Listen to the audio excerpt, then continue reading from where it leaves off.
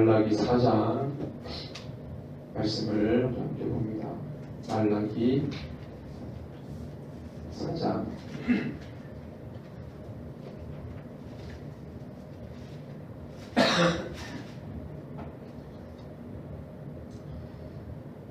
짧은데요. 6절까지 목소리로 같이 봉독합니다.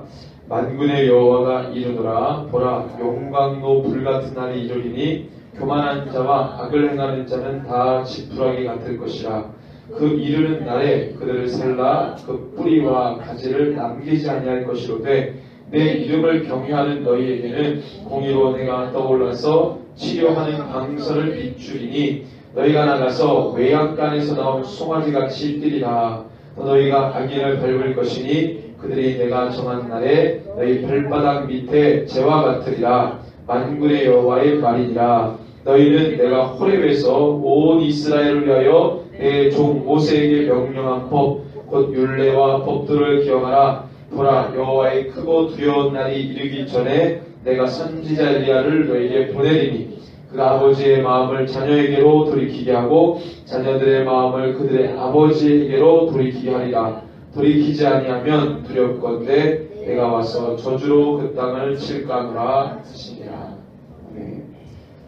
오늘 우리 대망의 구약의 마지막 성경인 말라기 4장 말씀을 함께 봅니다. 소위에서 61번째 함께 시간인데 제목이 과정을 통한 성취입니다. 과정을 통한 성취. 그래서 오늘 우리가 한 수개월 한 것 같은데요. 수개월 그렇죠? 1년은 안 됐죠? 예언서 한 게 1년은 안 됐죠? 1년 됐나요? 1년 됐어요. 1년 동안 이게 좀 아시겠어요? 1년 동안 예언서만 쭉 봤는데 예언서 좀 아시겠어요? 말라기 오늘 4장인데 광범위하게 그 스펙트럼이라는 단어를 쓰겠습니다. 하나님의 역사가 우리가 한번 단조롭게 하나의 어떤 그림이나 색깔로 이렇게 우리가 보게 되면은 참 쉽다고 우리가 할 수 있는데 성경을 보면 그렇게 쉽고 간단하지가 않은 것 같아요. 스펙트럼이라는 단어를 쓰면서 하나님의 역사가 여러 가지의 색깔로 우리에게 이렇게 보여지게 되는데 성경을 통해서 특별히 예언서를 통해서 하나님의 역사가 단순하지 않고 굉장히 고민하게 만들고 또 깊이 연구하게 만들고 또 그 속에서 우리가 하나님의 이 무게감 있는 진중한 뜻들을 발견하게 되는데 이 말라기 4장을 하면서 전반적으로 예언서 또 이 이스라엘의 역사서 예언서 역사서와 같이 가니까 이스라엘의 역사서 안에 하나님이 시대마다 세대마다의 마지막을 말씀하셨고 결국에 이 모든 역사의 종착역인 마지막 주님께서 이루시는 끝날 그것을 함께 이제 경고하시는데 그래서 오늘 전체적인 이야기를 좀 하려고 합니다. 그래서 예언서의 마무리를 하면서 말라기가 끝이 아니고요. 하나님 역사가 계속 진행했기 때문에 새롭게도 400년 후에 하나님께서 약속하셨던 엘리야를 보내시겠다고 하셨던 그 엘리야. 우리가 엘리야를 바라볼 때는 물론 세례 요한도 엘리야라고 볼 수 있겠고 또 예수님이 엘리야가 세례 요한이라고 말씀하셨기 때문에 그렇지만 마지막 때 우리가 또 이렇게 보면은 엘리야를 보내시겠다고 했던 엘리야를 세례 요한으로 규정할 것이 아니라 계시록 11장에 보면 두 중이 나옵니다. 두 중이. 그래서 이 엘리야의 기능은 6절에 보니까 아버지의 마음을 자녀에게로 돌이키고 자녀들의 마음을 그들의 아버지에게로 돌이키게 하는 일들을 엘리야가 마지막에 하게 되는데 11장에 보면 두 중인이 그 역할을 하게 됩니다. 마지막으로 회개를 종용하고 촉구하면서 정말 하나님께로 올 자들을 대거 추수케 합니다. 자녀들의 마음을 아버지께로 옮기고 아버지의 마음을 자녀에게로 옮기는 역할을 계시록상에서는 11장에 분명히 우리 보여주죠. 그 장면인데 이제 세례 요한 계시록이라고도 우리가 보지만 이 계시록 우리가 계속 보았기 때문에 계시록 11장에 나온 두 주인도 이 엘리야의 기능을 하고 있지 않겠는가. 그리고 또 이 광범위합니다. 5절에 보면은 여호와의 크고 두려운 날이 이르기 전에, 그 앞에 보라라는 단어가 있거든요. 보라, 여호와의 크고 두려운 날이 이르기 전에 있습니다. 이 보라라는 단어는 물론 이제 헬라어적 개념에서는 이 보라라는 단어가 우리가 이 두 눈을 보고, 두 눈을 가지고, 육신의 두 눈을 가지고 사물을 보는 듯 보는 그 개념이 아니고, 이제 지금 일어나진 않지만 앞으로 일어날 것에 대한 이 바라봄에 대한 개념이거든요. 그러니까 영어로 따지면 비전입니다. 비전. 하나님 이루실 일에 대해서 바라 이겁니다. 지금 일어나는 현상이 아니고 여호와의 크고 두려운 날이 이르기 전에 하나님께서 뭔가를 하시는데 그것을 너희들이 목도하고 집중하고 보라는 것입니다. 사물을 보는 게 아니고요. 그래서 여기에 이 단어를 우리가 대하는 자세는 뭐냐면, 교회가 마지막 때 말세 교회가 어떠한 자세로, 어떠한 태도로 주님의 일들을 봐야 하는지 태도를 어떻게 정할 것이냐, 이걸 얘기하는 거죠. 그러니까 너희들 마지막 때 이렇게 하나님 하실 건데 지금 너희들 어떻게 할 거야? 라고 우리의 자세를 고치게 만드는 단어거든요. 그냥 봐라, 이게 아니고. 그래서 보라, 여호와의 크고 두려운 날이 이르기 전에 내가 이렇게 너희들을 위해서 부른 것이다. 예언서를 쭉 우리가 보면요, 하나님께서 계속적으로 경고의 메시지를 보내십니다. 그냥 하나님께서 너무나도 죄를 짓는다 그러면 그냥 한 번에 주님이 그냥 뭐 예고하지 않고 그냥 심판하시면 돼요. 근데 지속적으로 주의 종들을 보내십니다. 계속 보내셔서 하시는 얘기는 지금 너희들의 죄가 이렇다라고 얘기하세요.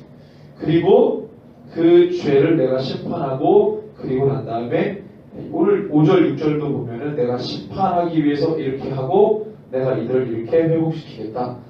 반드시 심판과 회복에 대한 메시지를 함께 줍니다. 근데 제가 예언서를 쭉 보면은요, 하나님이 의도가 뭘까? 왜 자꾸 이렇게 경고하실까? 죄를 지으면 그냥 이렇게 하시면 되는데, 치리하시면 되는데, 왜 치리하시기 전에 꼭 뭔가 메시지를 자꾸 주실까? 야, 내가 너희를 혼낼 거야, 혼낼 거야, 혼낼 거야. 이 말은 곧 우리가 제 아버지의 마음을 안다 그러면, 자녀가 아버지의 마음을 안다 그러면 지금 아버지의 의중이 뭐겠어요? 뭐 혼낼 거야, 혼낼 거야, 혼낼 거야. 그러면 어떻게 알아들어야 되죠, 자녀들은? 지혜로운 자녀는 자기 행동을 고칩니다. 또 혼낼 거야, 혼낼 거야 라고 하는 그 텀에 지혜로운 자녀는 자기의 행위를 고쳐요. 이게 아버지의 사랑이고 마음이고, 또 우리 성경적인 용어로는 그게 은혜고 긍휼이고 불쌍히 여김입니다. 그게. 근데 지혜롭지 않은 악하고 게으른 아들을, 자녀들은 그 경고의 메시지를 흘려 듣습니다. 그 경고로 듣지 않아요. 경외하지 않는 것이죠, 아버지를. 경외하지 않고 아버지를 경외하지 않는 자녀들입니다.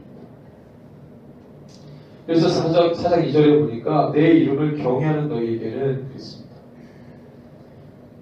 내 이름을 경외한다는 것은 지금까지 예언서 계속적으로 내 종들을 보내고 무수히 많은 메시지들을 쏟아넣는데 그것을 너가 붙들었다면 하나님 경외하는 것이죠. 그렇지 않았다면 경외하지 않았다는 것입니다. 마태복음 25장을 한번 보고 있습니다. 하나님의 역사를 예수님이 간단하게 비유로 말씀하셨잖아요. 자, 25장에 보니까 비유가 나오는데 달란트 비유죠. 14절부터 쭉 나옵니다. 보면은요,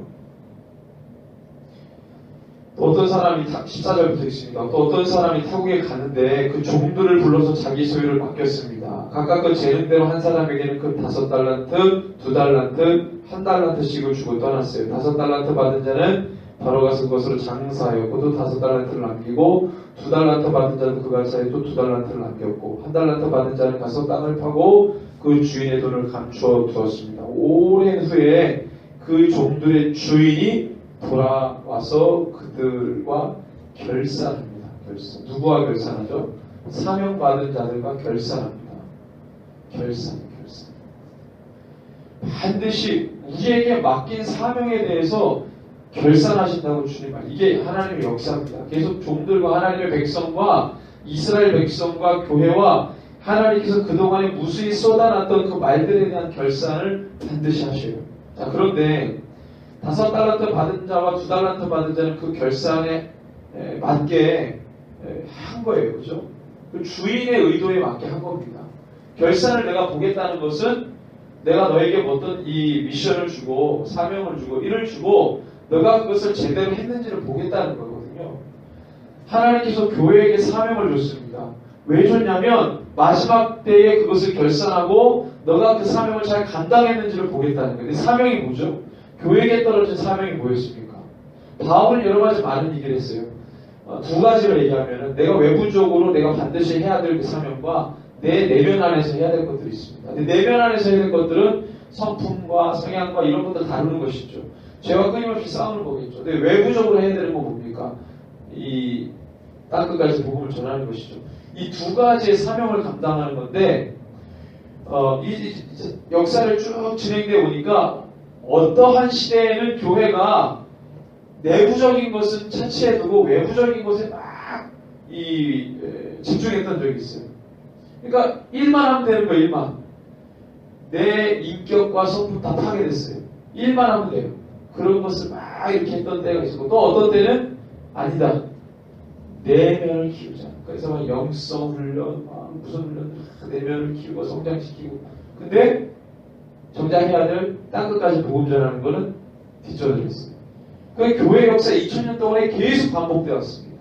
그것의 균형을 잡는 게 가장 중요해요. 이 2가지를 함께 이루는 것인데 이 2가지를 2000년 동안에 엎치락 뒤치락 그과 극을 달리면서 한 번도 균형을 제대로 맞춰본 적이 없어요. 마지막 때 주님이 결산하려고 하니 딱 보니까 이 처음에 5달란트 받은 자와 2달란트 받은 자는 그 주인의 의도에 맞게 이 2가지를 잘 했는데 마지막 1달란트 받은 자는요 주인의 마음을 왜곡해서 받아들였어요. 2가지를 함께 감당해야 됨에도 불구하고 왜냐하면 이 2가지 5달란트 받은 자는 내면적으로는 성실함이 있었어요. 외부적으로는 실제로 열매를 맺었단 말이에요. 5달란트 가지고 5달란트 남겼어요. 감당했죠. 그러려면은 내면적으로 성실함이 있어야 됩니다. 주인의 말을 귀담아 듣고 그걸 집중하고 늘 되새김질을 하는 이 내면에 훈련되어 있어요. 이 2가지를 5달란트, 2달란트 받은 자 한 거예요. 근데 마지막 1달란트 받은 자는 그걸 못했어요. 깨진 겁니다. 결산을 딱 봤더니 문제가 어디 있었냐면 주인의 뜻에 맞지 않게 행동했어요. 주인의 의도를 제대로 파악하지 못했어요. 마지막 때 결산할 때 하나님께서 우리 가운데 말씀하신 뭐냐면 너가 뭘 많이 했고 이게 아니라 너가 내 의도를 잘 따랐느냐. 너가 내 의도를 잘 집중해서 간파했느냐. 자, 25장에 보니까 그것을 제대로 간파한 이들과 간파하지 못한 이들의 모습이 나옵니다. 34절에 보니까 임금의 오른편에 있는 자들에게 먼저 얘기하시죠. 복받을 자들입니다.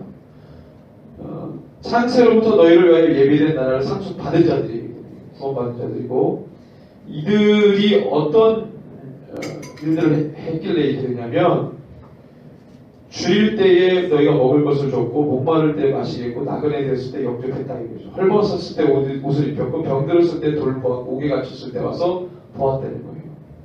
근데 그때 37절에 보니까 의인들이 이렇게 말합니다. 주여 우리가 어느 때에 주께서 줄이신 것을 보고 이렇게 했냐는 거예요.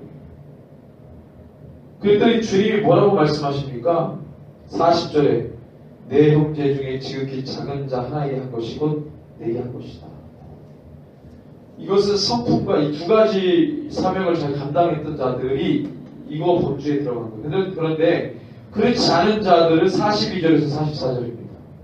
이들은 마태복음 7장의 기준으로 보면 주여 주여 하는 자들인데 아버지의 뜻대로 행하지 않는 자들이었어요. 아버지의 뜻을 곡해하거나 오해했던 자들이에요. 자기 식대로 바꿔버린 자들이에요. 주님을 따르긴 따랐어요. 예수를 믿긴 믿었어요. 뭐 책장에 보니까 선지자 노릇도 하고 귀신을 쫓아내며 엄청난 사역을 감당하고 일들을 했습니다. 근데 내면이 안 되는 거예요.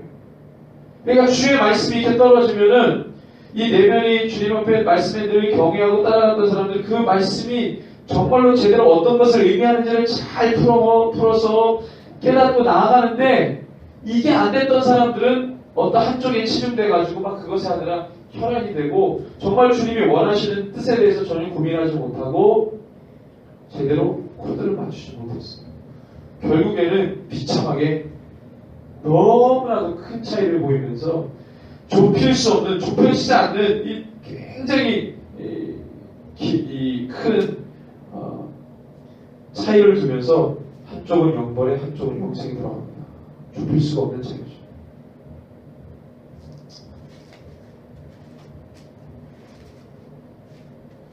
다시 말라기로 좀 돌아오면요.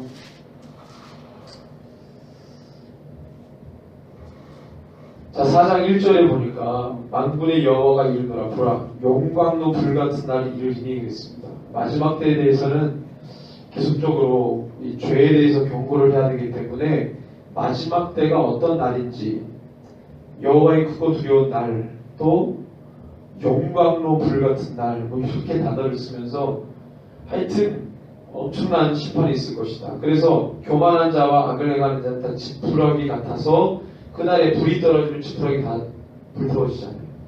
바울이 이 말을 똑같이 했거든요. 그래서 이 땅의 교회가 오늘 이 제목처럼 과정. 너희가 어떤 과정을 거쳤느냐. 과정을 되게 중요하게 봅니다. 이스라엘 백성들이 어떠한 과정을 거쳐서 가나안 땅에 갔냐. 이 말세 교회가 어떤 과정을 거쳐서 주님의 나라에 들어가느냐. 이 과정이 없으면 하나님의 나라 가나안 땅이 우리의 것이 될 수가 없습니다. 이 과정이 무엇이냐. 그래서 결산할 때 주님이 이 과정을 돋보기로 들여다보시는 거예요. 너가 어떤 과정을 거쳐서 왔니? 그 과정이 내가 누누이 너에게 말했던 시대에 말했던 선포했던 그 뜻과 부합하니. 선생님이 수학 문제를 막 푸는데 선생님이 원하고 또 그 문제가 이 과정을 풀어서 나와야 되는 이 중간 이 과정이 있죠. 공식이나 이런 것들이. 그렇게 해야 제대로 이렇게 나오는데 어떻게 얼렁뚱땅 하다 보니까 답은 맞췄어. 찍어서 맞췄는지 혼자 맞췄는지 펜을 굴려서 맞췄는지 답은 맞긴 맞았는데 과정이 없어요. 그래서 저희 학교는 수학 문제가 딱 10문제 나왔습니다. 제 고등학교 때 수학 문제가 10문제. 기말고사, 중간고사 모든 수학 문제는 딱 10문제. 근데 다 주관식이에요. 객관식이 없어요. 그래서 저희 학교 수학 문제가 되게 유명했어요. 다른 학교는 25문제, 객관식, 주관식 포함되어 있는데 비율이 저희 학교 수학 문제가 10문제 다 주관식이에요. 그래서 수학 평균 점수가 50점이 안 나와요. 왜냐하면 객관식이면 찍어서라도 몇 문제 맞아서 평균 아무리 못하는 애도 20, 30점 평균이 나옵니다. 근데 10문제가 다 주관식이다 보니까 빵점이 수두룩하고 공부를 안 하면 좀 잘한다 그러면 60점, 70점이에요. 100점이 거의 나올 수가 없어요. 근데 그 주관식을 보면요, 선생님이 얘가 어떻게 풀었는지 거기 다 빼곡히 쓰라고 해요. 빼곡히 쓰라고 해요. 그러니까 정말로 이 문제를 모르는 애는 그 문제를 풀 수가 없어요. 선생님이 그 과정까지 다 본다는 거예요, 10점. 그래서 10문제면은 100점을 맞추려면 한 문제에 몇 점이죠? 10점이잖아요. 그런데 그러면 이 70점, 80점, 10점씩이 나와야 되는데 점수가 이렇게 나올 때도 있어요. 77.5점.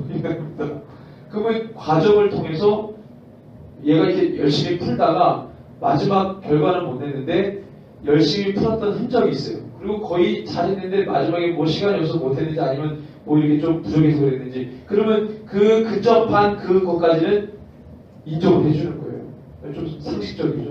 그렇죠? 뭐 거의 다 했는데 답을 못 썼기 때문에 빵점 이게 아니라 어느 정도 그렇게 있죠. 그러니까 과정, 내가 가르쳐준 대로 이 공식대로 제대로 과정을 풀어가느냐. 너가 이 성경 안에 이 땅의 모든 교회, 특별히 말세를 살아가는 교회에게 분명히 하나님께서 이런 말씀을 해주셨는데 그 말씀을 붙들고 하나님의 뜻에 맞는 과정을 걸어가느냐. 이스라엘 백성들이 애국에서 나와서 가나안 땅에 들어가는데 과정을 보니까요, 늘 불평불만 이런 과정들이 계속해서 반복이 됩니다. 그래서 이 40년이라고 하는 시간은 결코 이스라엘 백성들에게 자랑 삼을 40년이 아니라 수치의 40년이에요. 이스라엘 백성들에게 40년 얘기하라 그러면 부끄러워서 얘기를 못합니다. 그 40년. 왜냐하면 마지막으로 최종 불평불만해가지고 1세대가 다 죽었어요. 그 1세대가 함께 가나안 땅에 들어가지 못했습니다. 애국에서 나오는 영광은 누렸지만 최종 가나안 땅 자기네들이 살려고 하는 그 땅에 발을 딛지 못했기 때문에 반쪽짜리 영광이에요. 온전한 영광이라고 할 수 없는 겁니다. 여러분, 우리의 이 인생의 여정이 주님께 자랑할 만한, 칭찬 들을 만한 과정이 되려면 이스라엘 백성들이 광야에서 실수했던 그 실수를 우리가 똑같이 범하면 안 돼요. 근데 이미 우리가 수많은 실수를 해갔죠. 애굽에서 나온 이스라엘 백성들 1세대도 가나안 땅에 못 들어갔습니다. 내가 주를 믿었다고 하나, 내가 교회를 다닌다고 하나, 하나님의 나라가 내 것이다? 그건 장담 못하는 거예요. 그럼 믿음을 가지고 우리가 살면은 늘 주님을, 믿음을 가지고 산다는 것은 주님의 말씀이 내 삶의 절대적 기준으로 삼았다는 얘기지, 예수님 믿었다 그러면 교회만 왔다 갔다 하고 삶에서는 세상 가치를 가지고 살아간다면 그것은 예수 믿지 않는 것이죠. 그래서 구원론이 다 깨졌어요. 섬세하게 이 부분들을 잘 나누지 못했고 가르치지 못했어요. 섬세하게. 용어 정리도 잘 못했어요. 개념 정리도 잘 되지 않았습니다. 체계적으로 그런 부분에서 가르치지 않았어요. 그래서 예수 믿는 게 구원, 이런 도식을 가지고 성도들이 사는 것이죠. 종교생활 열심히 하면 하나님의 나라 들어가는 줄. 자, 여기서 봅시다. 보면은요, 4절에 보니까 너희는 내가 호렙에서 온 이스라엘을 위하여 내 종 모세에게 명령하고 그 율례와 법들을 기억하라 되겠습니다. 말라기 4장에서 지금 하나님께서 말라기에게 뭐라고 말씀하시죠? 내 종 모세를 끄집어내면서 우리 살아계신 하나님이, 산자의 하나님이 죽은 자의 이름을 부르지 않습니다. 산자의 하나님이 내 종 모세에게 명령한 법, 곧 율례와 법들을 기억하라. 지금 말라기 때하고 지금 모세에게 율법 줄 때하고는 시간상으로 치면 몇 년이에요? 몇 년이죠? 1000년이 넘습니다. 1000년이. 근데 그때 거를 끄집어내서 너는 그때 준 율법을 기억하라 그래요. 저 말라기. 이때 율법 안 지켰습니다. 율법 무슨 옛날 고대법이지 이거 지키는 사람도 없죠. 이때 당시에 지키는 사람 없죠. 완전 다 깨졌죠. 부러졌죠. 율법 무슨 언제적 율법입니까? 케케복은. 근데 하나님께서 그 모세의 율법을 이야기하면서 그것을 기억하라고 말해요. 아직도 너희들 지금 율법 지키는 사람들 별로 없지? 나는 그 율법을 가지고 너희들을 치료하겠다는 거예요. 치료하겠다. 성경 말씀 케케복은 성경 말씀 지금 성경 말씀 얼마나 많이 왜곡하는지 몰라요. 기록된 하나님의 말씀을 이렇게 저렇게 왜곡시킵니다. 케케복은 성경 말씀 있는 그대로 받아들이면 이 근본주의자라고 낙인 찍습니다. 저 사람은 근본주의자. 케케복은 성경, 그렇지만 하나님은 마지막 때에 내가 이 성경 가지고 내가 너에게 준 이 글을 가지고 내가 너에게 치료하겠다 이렇게 말하는 거예요. 성경이 우리 언제 주어졌습니까? 구약은 오래됐죠. 신약은 2000년 역사가 몇 년 됐는지 상관없어요. 하나님은 한 번 준 그 말씀을 가지고 절대적 잣대와 기준으로 내가 너희에게 죄와 너희들의 행위를 묻겠다 이런 말씀하시는 거예요. 3000년, 4000년, 5000년이 가도 여전히 이 말씀은 하나님께서 치리하는데 양날의 검입니다. 이 말씀 가지고 하는 거지 어디 또 다른 참고서를 만드셔가지고 성경 어디 또 이상한 성경 만드셔가지고 하지 않아요. 이거 준 성경이고 이걸 우리가 붙드는 겁니다. 주님께서 지금 4장 4절에 그 말씀 하시잖아요. 말라기 때하고 모세 때하고는 시간이 엄청난 이 말라기 때는 율법 지키는 사람이 별로 없었어요. 다 깨졌어요. 율법은 안 지키고 장로들의 유전, 전통을 지킬 때입니다. 예를 들면 1년에 금식을 한 번 합니다. 대속죄일 때 한 번 하는 금식은 별로 사람들이 관심과 기울이지 않고 그 외에 장로들이 만든 금식에 대해서는 막 애를 쓰면서 그 금식 날을 지키죠. 그날가 암살당한 날, 불임절 때, 뭐 여러 가지 해가지고 지킵니다. 근데 대속죄, 정말로 가장 중요한 대속죄 때 금식은요, 별로 사람들이 중요하게 생각 안 했어요. 그게 가장 중요했던 거고, 다른 거 금식은 별로 하나님께서 관심이 없는데, 대속죄 때 금식하는 게 가장 중요했어요. 왜죠? 그건 예수 그리스도의 사역과 관련이 있잖아요. 대속죄 때. 그래서 그 금식이 그렇게 중요한 거였어요. 마지막 때 주님께서 이 교회 모든 그리스도인들에게 하나님께서 심판의 이야기를 하고 죄에 대해서 물으실 때 기준은 다른 것이 없습니다. 오직 기록된 성경 말씀을 가지고 하십니다. 너희 것을 기억하라. 내가 너희에게 준 이 글을 기억하라. 이 법도와 규례를 기억하라. 살 길이 거기 있다는 거예요. 말라기 때 다 깨졌어요. 모르겠습니다. 말라기 하나 주의 종으로서 괜찮았는지. 말라기 때 동시대 선지자가 없어요. 말라기 혼자입니다. 말라기 때 동시대 선지자가 없어요. 그 전에는 동시대 선지자가 약 몇십 년의 차이를 두고 사역을 했지만 말라기 때는 말라기 혼자예요. 말라기 혼자입니다. 그가 홀로 주의 말씀을 담고 지키고 있었어요.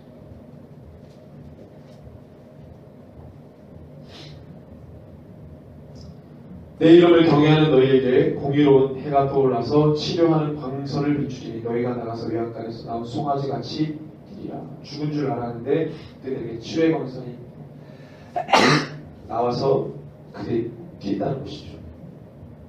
또 너희가 악인을 밟을 것이니 그들이 내가 정한 날에 너희 발바닥 밑에 재와 같으리라. 우리가 악인을 밟는다. 악인을 밟으려면 나는 악인이 되면 안 됩니다.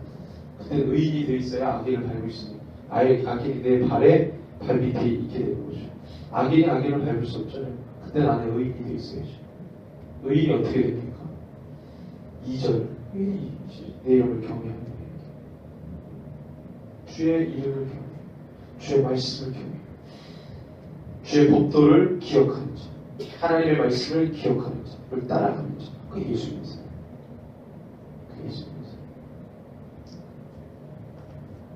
그래서 여호와의 크고 두려운 날이 이르기 전에 내가 선지자 엘리야를 너희에게 보낸다. 왜 보내시죠? 이가 무엇을 하기에 6절에 모든 것을 회복시키고 아버지의 마음도 회복시키고 자녀들의 마음도 회복시킵니다. 이 가족, 실제 육의 아버지, 육의 자녀 이게 아니라 하나님과 우리의 관계가 이 엘리야를 통해 회복이 되죠. 이 중재자를 통해 회복이 됩니다. 그리고 예수 그리스도가 오셔서 그분의 이름을 통해 진짜로 모든 자들이 구원받을 자로 회복이 되시죠. 오늘 우리 말라기 4장 말씀을 통해서 전체적으로 구약의 마지막 정리, 창세기부터 시작해서 말라기에 이르기까지 하나님의 마음과 뜻과 그 메시지를 압축 요약했습니다. 그리고 이것이 향후 이 마태복음서를 통해서 쭉 흘러가는 예수님의 행적과 그 다음에 이제 사도행전, 그 다음에 여러 서신서들과 마지막 최종 계시록, 이게 모든 말씀의 방향을 정확하게 잡아줍니다. 이 4장의 이 마지막 말씀이 신약을 이어준 징검다리 역할을 하고 그 다음에 계시록까지의 방향성을 잘 잡아줍니다. 왜냐하면 여기에 분명히 5절에 여호와의 크고 두려운 날, 그 다음에 용광로 불같은 날, 이런 마지막 때에 대한 용어들이 분명히 나와 있고 그때 하나님께서 어떻게 하실 것인지를 분명히 얘기하기 때문에 이것은 분명히 이 모든 역사의, 지구 역사의 마지막 때를 주님이 이야기를 하신다는 것이죠. 그러기 위해서는 우리의 태도와 모습과 또 사명 감당하는 그 모든 일들이 우리에게 너무나도 중요하다. 이것을 잊어버리면 결국 교회는 교회가 아니라 종교 집합소 되는 것이죠. 저 여러분들이 이 말라기 1장 6절과 말라기 3장 8절과 3장 13절과 마태복음 25장 34절 46절 말씀을 보게 되면은 그리스도인들이 된 줄로 착각한 성도들의 모습들을 계속해서 말라기에서 세 곳을 이야기합니다. 마지막 때 현상, 이것이 그대로 계시록에도 재현이 됩니다. 내가 굿 크리스찬이라고 생각하는 것이죠. 근데 지금 김세현 박사라고 조직신학자 구원론에 있어서 아주 이 권위자죠. 세계 권위자인데 그분도 얘기했어요. 한국의 구원론은 이상하다. 구원파 구원론과 흡사하다. 윤리 도덕의식이 빠져버린 구원론, 칭의론이 한국 교회를 망쳐놨다. 세계에 속한 구원론의 권위자이신 그분도 그런 얘기 했어요. 그분이 기도를 많이 하시는 신학자인지는 모르겠는데 신학적으로는 아주 권위가 있습니다. 고민을 많이 하시겠죠. 아무래도 고민하고 그런 얘기 하시겠죠. 근데 저는 공부를 많이 안 했지만 그냥 느낌으로 압니다. 한국교회. 제가 신대원 1학년 때 어떤 하부하고 그런 얘기를 했어요. 하부 조직신학 공부하고 난 다음에 김조혁 전도사 이게 너무 이해가 안 간다. 이상하게 구원론 칭의론을 들으면 마음이 개운하지 않다. 그런 얘기를 우리가 서로 이야기했던 기억이 아직도 생생한데 그때는 그런 것들이 굉장히 고민이 컸죠. 왜냐하면 일선 교회에서 사역을 하고 말씀을 가르치는데 아이들을 지도하는데 그 가르치는 사람이 구원에 대해서 확신이 없으면 어떻게 가르치니까 뭔가 확신이 있어야 가르치는 거예요. 확신이 없어도 가르치죠. 그래서 이 모든 그리스도인들이 바로 이제 그런 모든 된 줄로 착각한 성도의 모습에서 탈피해서 실제적으로 성경이 무엇을 말하고자 하는지 말하고 있는지 관심을 가지고 성경을 봐야 합니다. 교회에서 그리스도인들이 성경 얼마나 읽겠어요? 성경 많이 안 읽습니다. 많이 읽은 사람을 데려보라고 하죠. 왜 이렇게 성경 많이 읽냐고 이상해졌어요. 한국교회가. 옛날 어르신들은 성경 많이 읽으셨는데 이상하게 한국교회가 변질됐어요. 성경 많이 읽으면 이상하게 봐요. 저는 신학교 때 지하철에서도 성경 보고 그게 유행이었어요. 지하철에서 성경 보면 신앙인 줄 알고 지하철 타면 성경 읽고 버스 타면 성경 읽고 그런 대중교통 이용할 때 성경 보는 게 성경 꺼내서 성경 보는 게 되게 믿음 있는 행위였어요. 결단이었고 자랑 삼아. 근데 뭐 지금 사는 게 덮어가지고 집에서 다니는데 그걸 짬을 내가지고 대중교통 이용할 때 어떻게 성경 보겠어요? 그런 붐이 다 지나가버렸어. 그런 신앙의 열정의 시간들이 다 지나가버렸어. 이제는 그렇지 않습니다. 다 이렇게 보고 있는다는 얘기. 열심히 했다가 다 있다는 얘기. 열정이 다 사라졌어.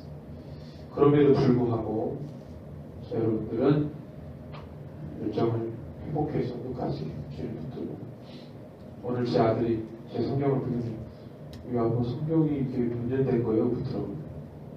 그래서 2007년도에 산 거라 다 찢어주고 해져가지고 자기가 성경을 선물로 사주겠대요. 기특하더라고요.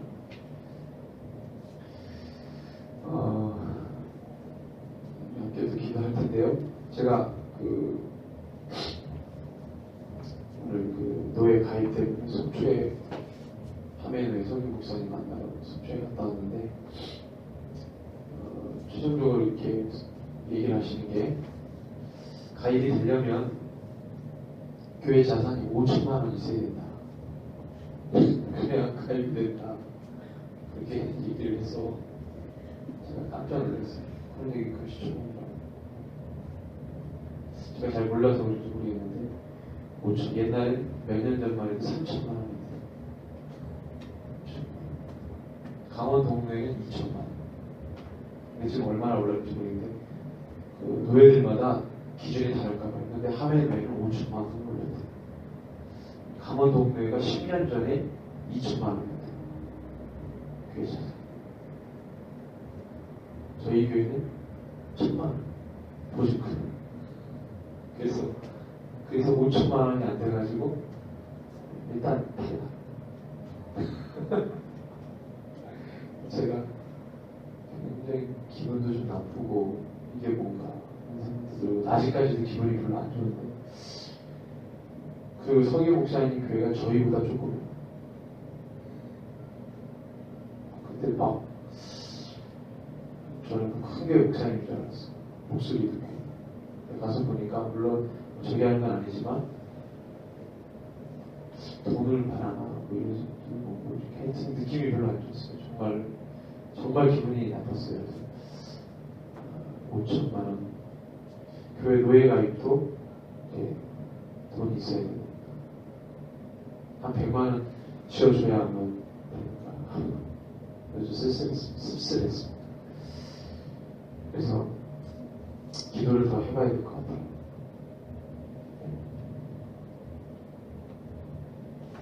서류를 5천만 원짜리 재산 서류를 만들 수는 없잖아요. 그렇죠? 하여튼 기도를 더 하면서 하나님께서 올 한 해 저에게 주신 말씀이 너희는 마음에 근심하지 말라. 하나님을 믿으니 또 나를 믿으라. 갑자기 이제 운전하고 갑자기 생각이 들더라고요. 기분도 나쁘고 막 짜증도 나고 무슨 그런 목사가 있나 그러면서 하고 오는데 갑자기 그 말씀이 생각이 나는 거예요. 그러면 닭살이 돋아요. 제가 그 말씀을 생각하려고 한 게 아니라 계속 불평불만을 하고 있는데 갑자기 그 말씀이 생각이 나면서 기도가 나더라고요. 아직까지 기분이 좀 나빠요.